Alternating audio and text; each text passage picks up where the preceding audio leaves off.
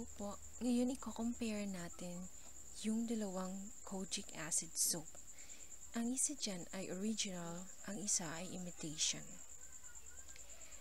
Ito po yung original at ito po yung imitation.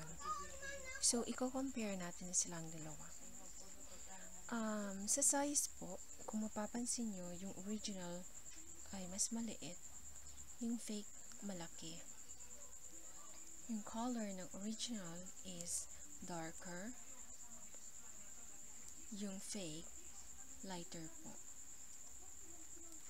Yung seal naman po, kung mapapansin nyo, eto mas makintab. Yung original mas makintab.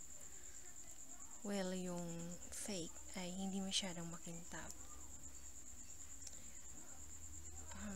Sa texture naman po, kung titingnan natin, pantay na pantay ang original.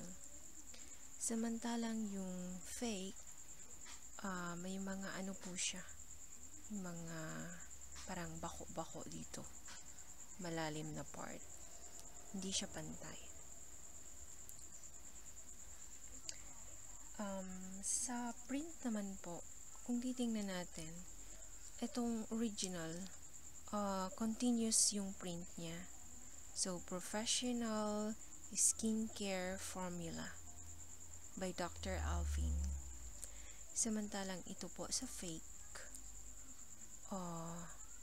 Formula, Urmula, parang kulang. Hindi siya pantay-pantay.